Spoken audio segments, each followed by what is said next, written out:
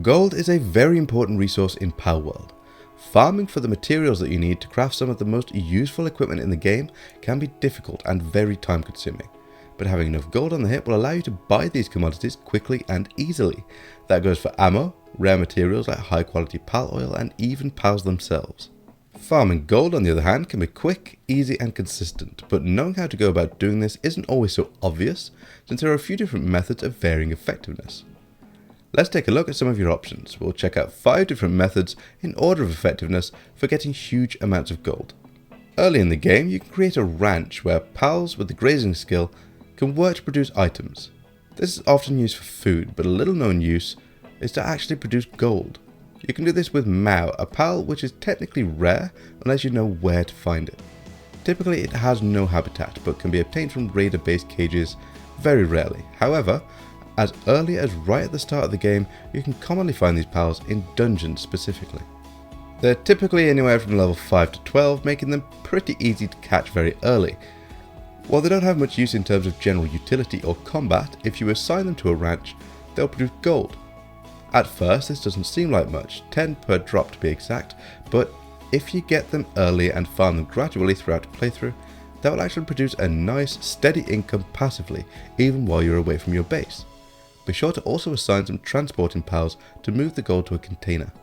The ranch also has further uses here. A little later in the game you'll come across a pal called Woolly Pop, typically found in the region between Azarobe, Bushy and Broncherry Aqua. They're pretty common in this area, not all too difficult to catch, and when assigned to a ranch, produce candy floss. This candy floss will be produced in high quantities when left to it, with a transporter or two to move them to a container, which will probably be the food box. Be sure to place a large amount of berries or some other food in the first slot of the food box to make sure your pals don't eat the candy floss. Now this candy floss sells for 25 gold a piece. That may not seem like very much, but there are a few things to consider. The first is that the candy floss will reliably be produced for as long as you have several Woolly Pop in the ranch. Faster if you can get good traits on them like Artisan or Sirius. Next is the fact that the candy floss weighs almost nothing, making it all incredibly easy to transport, meaning you can sell them in larger batches for larger chunks of gold. Finally, candy floss, unlike most other foods, does not deteriorate over time, meaning you can produce it and store it for as long as you like, grabbing and selling it for large sums of gold whenever the need arises. Next up is farming certain types of enemies. Typically this is alpha bosses, so you will need to make sure that you are at a point where you can farm the chosen bosses at a reasonable pace. Some alpha bosses and at times other enemies can drop high value items. For example, Azarobe, who is pretty easy to farm, especially at higher levels, can drop multiple precious dragon stones. Each of these sells for 1,000 gold apiece, and accumulating these as you go is pretty easy. This next method requires some progress, and is more effective the further into the game you are. You'll find some pal merchants around the map, with the easiest being found in Small Settlement, Fisherman's Point and Dune Shelter. These pal merchants and the black marketeers you may find hidden around the map can sell pals, but they also buy them. If you've accumulated a lot of pals over your adventures, then you'll have accumulated a resource, and not only for working in your base or for fighting. Any pals that you have in excess, any that have poor traits, any that aren't doing much good for anything, sell them on. You'll get more gold the higher their level, and even more for alpha pals, but either way, every pal will net you a decent amount regardless, so don't squander them. And now the absolute best way of getting huge amounts of gold is producing nails.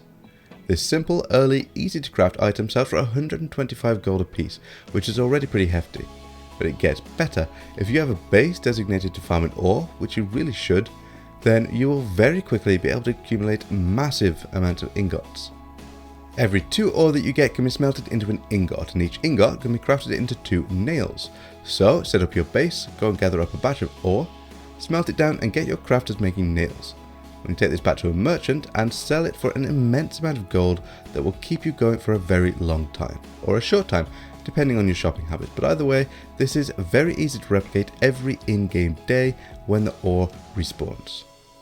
These are all the best and most efficient ways of farming gold in Palworld.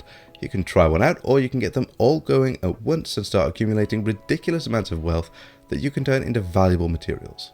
I prefer to blow all of mine on assault rifle ammo since it is awkward to make and gets used up very quickly. Thanks for watching, guys. If you found this video helpful, then go ahead and hit those like and subscribe buttons and leave your thoughts in the comment section below. Take care, and as always, have fun.